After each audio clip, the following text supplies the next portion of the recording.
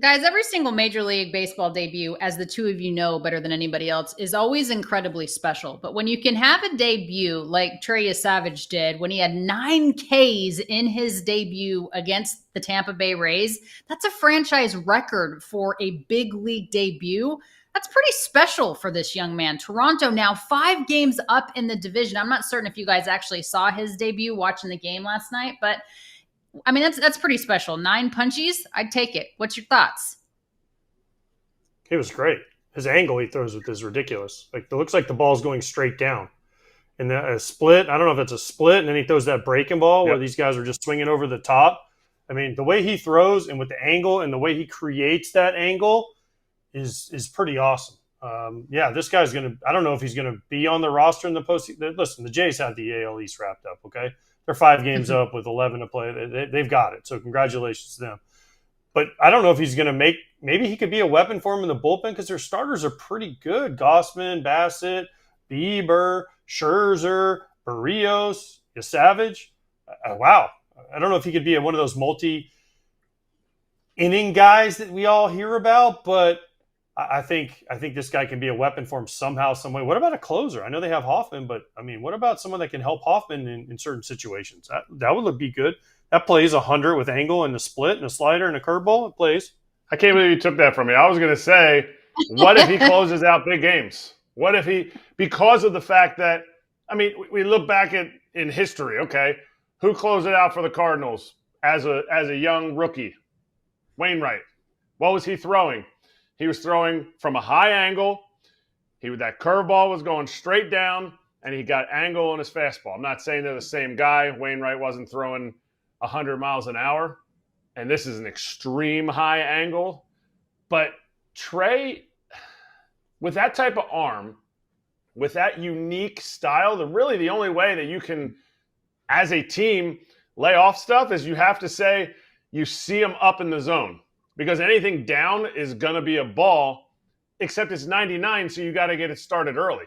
Like, I was super impressed. I had heard a little bit about him from one of my buddies, but that was impressive. Is there anything to it that this kid doesn't know what he doesn't know? So John Schneider, obviously the manager and AJ's manager of the year in the American League, had this to say. I don't want to say it's a risky thing bringing him up because we talked about it a lot. We thought he could help us win, which he did tonight, meaning yesterday. With that being a little unorthodox at the time of year, a young kid making his debut and where we're at in the season and the standings, it's good for everyone else to hear to see what he can do. But he doesn't know any differently, right? Like he doesn't know what he doesn't know. And it's kind of nice going in there as this kid that to him it's just the same game that he's been playing all the time, same game between those white lines. I mean, is there something to be said about him being a little bit naive to what it is to be in the big leagues and just shoving? Well, yeah, he's used to doing this though. He shoved in college. That's why he was a first round pick, and now he's gone through the minor league, so he doesn't know any different. The only thing I worry about with him being a reliever is he hasn't done it. He hasn't done it. So they would. If I was them, and I think with their rotation, I would say, all right, you're going to get some bullpen outings to try to see if you can do this and give us 2 innings, 3 innings if we need it, or an inning, or come in this 8th and get us to Hoffman. I think that if I was the Blue Jays, that's what I would try and do, especially if they're thinking about putting him on the postseason roster, because I think he could be a weapon in the bullpen. Brandon Finnegan, people might not remember him, 2014, came out of college, was in the College World Series, pitched in the World Series. He was a short little lefty that threw 94, 97s with a sinker, so completely different type of pitcher. The game now gets guys prepared for these moments as much as you can be prepared. His stuff plays, and as long as Pete Walker, who's been in Toronto for 20 years, lets him know what he needs to do, his role when he's in the postseason, I think he 100% makes that roster just based on stuff and the fact that he didn't look overmatched. I'd like to see him against a better lineup than the Rays, but the Rays can hit sometimes, and he shut them down. Can we talk for a hot second about George Springer? And like what kind of year this guy has had for the Toronto Blue Jays? Is he in God. the comeback player of the year? He's got to be the comeback player of the year. He's got to be, right? I mean, he's got to be the comeback player of the year.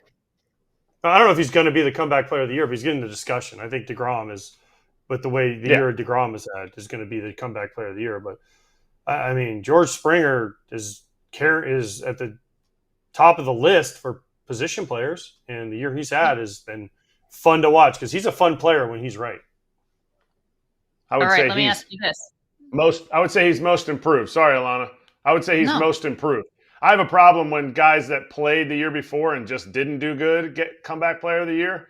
Like DeGrom was out, and what he did this year. So I would say it's DeGrom played last year. He pitched last year. DeGrom? He pitched. How much? Yeah, but George played the whole year and just wasn't good. But do you think comeback player of the year should be like a medical issue, like the player was hurt? Not always. And couldn't play? All right, so what about Trevor Story then? Is he your comeback player of the year? Because Trevor Story, after the going up into the All-Star break and the second half of the season has been redonkulous. He is finally what I thought he was going to be in Boston when they acquired him in free agency. It took a while for Trevor Story to show the Boston fans who he was. And I kept telling people and nobody wanted to listen. And finally, Pap gave me credit for saying, wait, Trevor Story is going to be an unbelievable player for this Boston Red Sox club. He could very well be in that conversation with George Springer for the American League Comeback Player of the Year. Is that fair?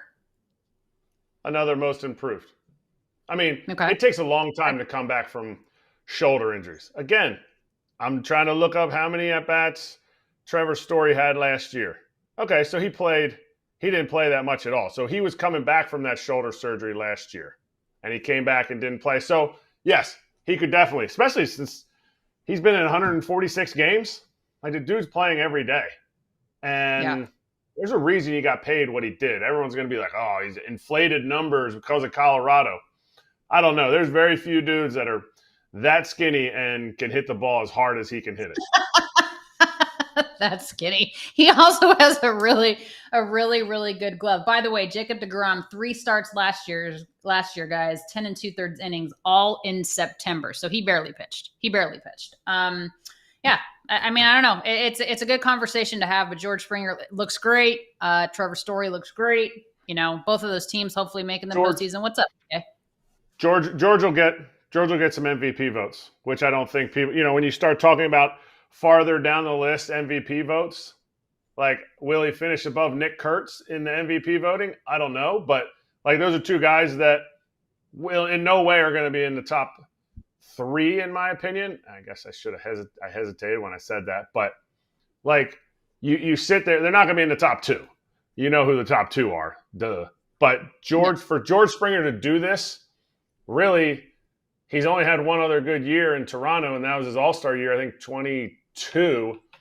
And I think it helps this young team know that a veteran guy is going to come up clutch, and they're like, oh, this dude's been in the playoffs, and he was nails in the playoffs when he was with the Astros. So it's a cool story for sure.